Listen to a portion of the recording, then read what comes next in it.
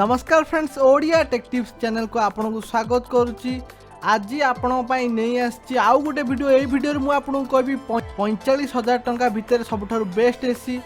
आउ AC T होची LG रो Q18 HNZA model 2020 2020 model. तेबे आसंतु देखिबा एई वीडियो रे LG रो एसी रो फुल रिव्यू।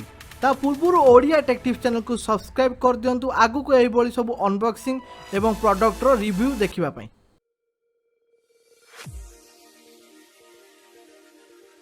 तो फ्रेंड्स देखि पारथि ए एसी टी LG रो Q18 HNZA 2020 मॉडल।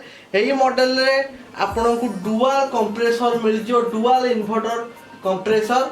एसी रो लुक कथा जदि आपन को कहिबी देन आपन देखि पारथि सामना पटो पूरा फ्लैट अछि, पूरा फ्लैट माने पूरा समान अछि, पूरा फ्लैट अछि कि दी पट साइड रो आपन को कर्व डिजाइन मिल जिवो।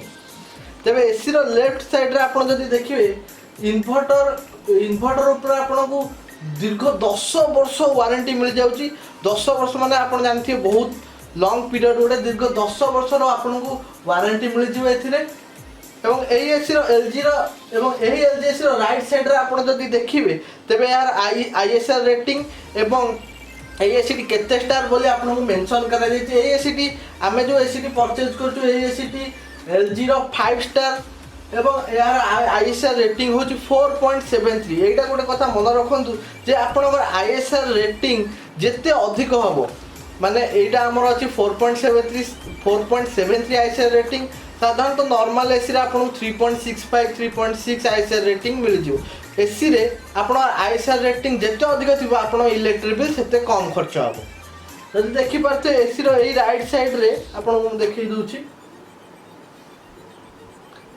एसी रो एई राइट साइड रे आपन देखि परते एठी गोटे हिडन डिस्प्ले रहिछि जहा के ऑन हैला परे आपन देखि परिबे।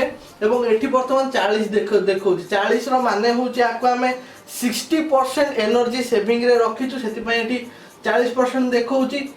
आपन को एठी सब डाटा मिल जो। एसी ऑन हैला परे आपन केते टेम्परेचर सेट कले, को मोड रे चालुची, केते पावर कंजप्शन होउची एवं केउ इलेक्ट्रिसिटी सेव मोड रे एठी आपन को अछि। एठी आपन सब पाइ जिवे।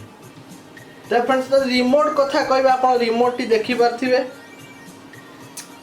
पूरा सुंदर रिमोट हेची LG रो। एवं एहार LG रो पावर बटन जोटा सेटा आपन ऑरेंज कलर रो रहउची। एठी आपन को सब फीचर्स मिल जिवो जेंति देखि पारथिबे। एठी आपन कंफर्ट, एठी आपन comfort air, light of mode, temperature up down, fan speed, energy control, Himalayan cool, swing, vertical swing, horizontal swing, room temperature, sleep आपन टाइम सेट करि परिबे, टाइमर दे परिबे। एठी आपन फंक्शन तबे मेन एसी रो जो फंक्शन टी एटा रहउची एनर्जी कंट्रोल। किछि समय मध्ये रे आपन को एनर्जी कंट्रोल विषय रे कहबी। जदि एई एसी रो आपन परफॉर्मेंस विषय रे कहबा को चाहि तबे एई एसी टी इंस्टॉल हबार प्राय तो 2 मास हे गलानी कोनोसी भी परफॉर्मेंस इश्यू एथिरे आसी नाही। मु जानि आपन भी कहबे तो 2 मास रे लागिले कोन परफॉर्मेंस इश्यू आसी होबारी सेडा मु बुझुची, किंतु 2 मास मध्ये लागिले भी कोनोसी इश्यू आसी नाही। एथिरे हमें जदि भलो आपन जदि भलो वोल्टेज आस्तिबो जेमिति कि 180 190 किबा 200 कांस्टेंट वोल्टेज रहउथिबो देन आपन एई एसी रे हुए तो स्टेबलाइजर दरकार न पड़ी पारे। किंतु जदि आपनकर घर को ठीक वोल्टेज आसुनी तेबे आपन जहाँ भी हेले आपन को एई एसी सहित स्टेबलाइजर लगाइबा को पड़िबो। तबे एई एसी टी हमर हेउची 1.5 टन एसी, किंतु हमर एई रूम टी होची 110 स्क्वायर फुट रो।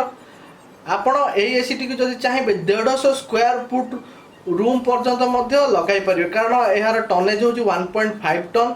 आपन जेन जानथि 1.5 टन को आपन 150 स्क्वायर फुट पर्यंत लगाई परिबे। तबे आपन जो फीचर टी कहउथिली जे एई LG एसी रो एई जो फीचर टी एनर्जी कंट्रोल, तबे एही एनर्जी कंट्रोल पाई काहे हमें एसी LG रो एई एसी टी को चूज करथिलु।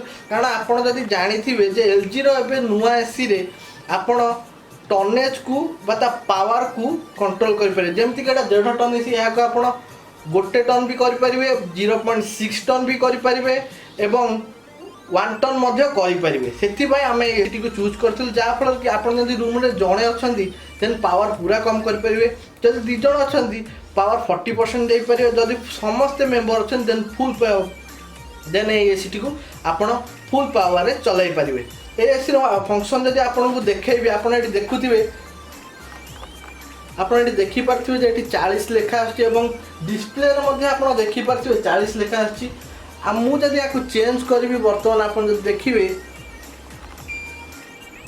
एटा फुल स्पीड हे गला। एटा जहा फल माने आपण जेति टेम्परेचर सेट करथिबे सेही अनुसार फुल स्पीड रे एवं फुल कैपेसिटी रे ये वर्तमान 1.5 टन कैपेसिटी रे चलची। यदि आपण आउ थरे याकु प्रेस करिवे देना एठी देखि पारथे आपण 80% एवं डिस्प्ले रे मध्ये 80% देखौ। 80% माने हेउची एसी टी 80% पावर कंजम्पशन करिवो एवं 20% इलेक्ट्रिक बिल सेव करिवो। एवं जदि आउ थरे क्लिक करिवे आपण एठी देखि पारथे 60% लेखा हला एवं एठी मध्ये 60% लेखा हला। 60% माने होची एसी 60% पावर रे काम करिवो एवं 40% इलेक्ट्रिक बिल सेव करिवो। एवं लास्ट बटन लास्ट थर जदि टिपिबे आपण एठी देखि पारथे 40% लेखा हला एठी भी 40% लेखा हला जोटा कि हम एई रूम रे सब बेले 40% रे रुहे काहे कि एई रूम टी छोट रूम एवं 40% रे मध्ये एई रूम टी को बहुत बढ़िया करे ठंडा करे एई एलजी एसी टी। 40% रा माने होचे आपण एसी टी 40% पावर रे काम करिवो एवं 60% इलेक्ट्रिक बिल सेव करिवो। एई एसी टी हमर प्राय तो 8 घंटा डेली 8 घंटा हमर एसी टी डेली 8 घंटा एसी टी हमर चले। तबे 8 घंटा भीतर मु देखिछि जदि आमे संपूर्ण पावर सेव करी 40% रे आमे जदि चलाइबा 40% पावर देके 60% सेव करी चलाइबा ताले एसी टी 1.5 घंटा किबा घंटा 40 मिनिट 45 मिनिट रे मात्र गोटे यूनिट ही कंज्यूम करे। आपण जदि फुल पावर रे जदि एसी टी को चलाइबे देना आपनकर घंटा करे गोटे यूनिट उठी पारे। जदि आपण इलेक्ट्रिक बिल अधिक सेव करिया को चाहछंती ताहले कम पावर देके एवं अधिक इलेक्ट्रिक सेव जंदी करियो सेही हिसाब रे चलंतु। जदि आपण पावर मध्ये माने आपण जदि पावर भी चाहछन इलेक्ट्रिक बिल सेव करिया भी चाहछन देन आपण या को 60 बा 80% पावर कंजम्पशन करिकि 60 बा 80% एसी रो पावर देकी रखंत आपण ठंडा मध्ये करे एवं आपण इलेक्ट्रिक बिल मध्ये किछटा मात्रा सेव हो। एवं आउ गोटे मध्ये कूल फीचर अछि एसी रे जोटा कि आपण देखि परथि दुईटा स्विंग बटन अछि। दुईटा स्विंग बटन माने होची आपण नॉर्मल जो एसी रे थाए हॉरिजॉन्टल स्विंग एवं एतर हॉरिजॉन्टल स्विंग भी अछि वर्टिकल स्विंग भी अछि जहा फल आपण रूम रो जोटी भी बसतिले आपण को डायरेक्ट कोल्ड एयर जे कि हीट करिवो। और आपण जदि बाहर आछंती आपण को बहुत गरम लागुची देन आपण को एसी सामना रे बसिबा को पड़िबो ना। आपण रूम रो जे कोन स्थान रे बसतिले भी हॉरिजॉन्टल स्विच को ऑन करी एसी रो ठंडा पवन को अनुभव करि परिबे। ए एसी रो इनपुट पावर विषय जदि कहबे एठी राइट साइड रे आपण मेंशन हेची 1440 वाट आपणकर कंज्यूम करिवो। इन्वर्टर एसी रे आपण जेन जानिथिबे इन्वर्टर एसी केबे भी सडन पावर टाणेनी।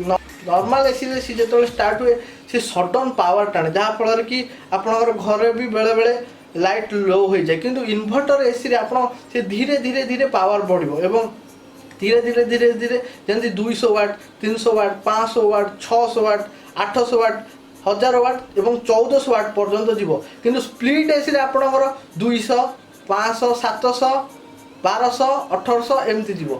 इन्वर्टर एसी रे आपण जानथिबे split AC to inverter AC सबले कम इलेक्ट्रिक खाए कारण स्प्लिट एसी रे आपणकर कंप्रेसर जो रोटरी कंप्रेसरटा अच्छी सेटा बंद हो जाए। एसी वान्स आपणकर रूम जदि ठंडा हो गला देन एसी टी बंद हो जाए कंप्रेसर टी बंद हो जाए किंतु एथले इन्वर्टर एसी रे कोन हुए आपण जेतिकी टेम्परेचर सेट करछंदी जदि सेही टेम्परेचर रीच करिगला एसी देन आपणकर से इन्वर्टर एसी कोन करे ना कंप्रेसर को पावर कमे दे एवं से धीरे धीरे बुलता है जेतले आपण रूम टेम्परेचर बढ़े सेतले से फुल पावर रे पुनी काम करे सेति पय आपण इन्वर्टर एसी रे कम इलेक्ट्रिक बिल उठे।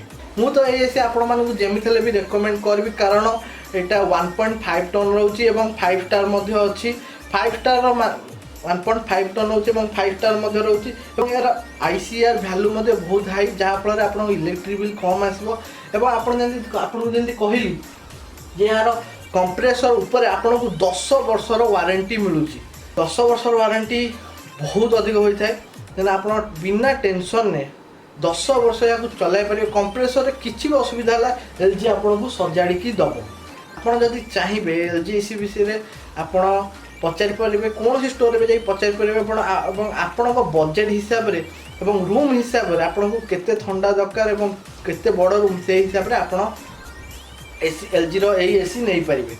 तो फ्रेंड्स आपण मान का वीडियो केमी लगे कमेंट बॉक्स रे कमेंट करंतु वीडियो जदि भल लगे लाइक एवं शेयर करंतु एवं एमती सब वीडियो देखिया पे एवं अलग अलग प्रोडक्ट विषय संपूर्ण जानिया पे आम चैनल ओडिया टेक टिप्स को सब्सक्राइब करंतु वीडियो जदि भल लगे लाइक एवं शेयर करंतु एति कहि मु रहिली नमस्कार।